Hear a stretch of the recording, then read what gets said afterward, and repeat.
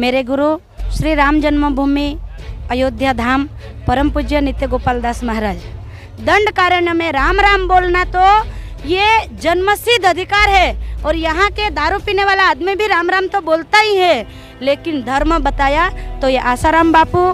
हम माँ पिता को प्रणाम नहीं करते थे, लेकिन जब बापू यहाँ आते थे तो बापू के माध्यम से हमने सीखा कि माँ बाप को भी प्रणाम किया जाता है। हमने तो पहले ही कह दिया कि बापू जैसे कोई संत नहीं, भूतो न भविष्यते। बापू ने जो काम किया है वो कोई नहीं कर सकता।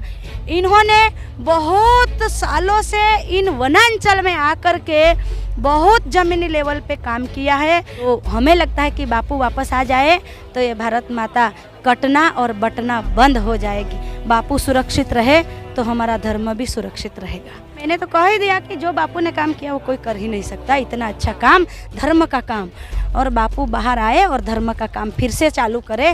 ऐसे आदिवासी जनजाति समाज में बापू फिर से जाए, यही हमारा कहना है।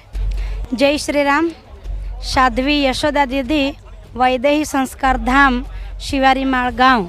मेरे गुरु श्री राम जन्मभूमि अयोध्या धाम परम पूज्य नित्य गोपाल दास महाराज।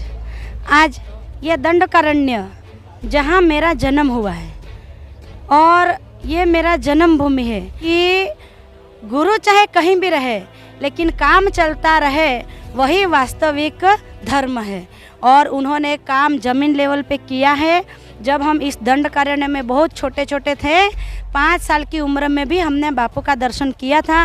स्वयं बापू गाड़ियाँ भर के कपड़े लाते थे, मिठाई खिलाते थे, ये हमने देखा। इस साल दीपावली में बापू आए तो अगले साल कब दीपावली आएगी। और जब हम छोटे छोटे थे तो हमारे माँ बाप को हम पूछते थे कि माँ दिवाળી ક્યારે આવશે, પેલા દાદા દાઢીવાળા આવે એ લાડુ આપી જાય, मिठाई આપી જાય।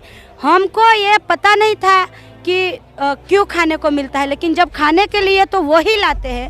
ये इसके माध्यम से उन्होंने सत्य सनातन धर्म की पहचान कराई। दंडकारण्य में राम राम बोलना तो ये जन्मसिद्ध अधिकार है और यहाँ के दारू पीने वाला आदमी भी राम राम तो बोलता ही है, लेकिन धर्म बताया तो ये आसाराम बापू। इन्होंने बहुत सालों से इन वनांचल में आकर के बहुत ज़मीनी लेवल पे काम किया है और उन्हीं में से आज हम भी ये दंडकारण्य ही नहीं अपितु 27 राज्य में जहाँ जहाँ जनजाति समाज रहता है वहाँ वहाँ जाके हम ये सत्य सनातन धर्म की बातें बताते हैं। आज मेरे पास ये दंडकारण्य में 50 बेटियाँ हैं जिसका जो निराधार है उनका रखना, खाना पीना, गवर्नमेंट स्कूल में पढ़ने के लिए जाना, ये सब हम संस्कार के साथ में शिक्षा की बात यहाँ पर रखते हैं और करते हैं। हमारा कहना तो यही है कि बापू ने इतना सारा काम किया। हमने तो पहले ही कह दिया कि बापू जैसे कोई संत नहीं, भूतो न भविष्यते। बापू ने जो काम किया है वो कोई नहीं कर सकता। इतना अच्छा, इतना सुंदर, तो मैंने तो कह ही दिया कि जो बापू ने काम किया वो कोई कर ही नहीं सकता। इतना अच्छा काम, धर्म का काम।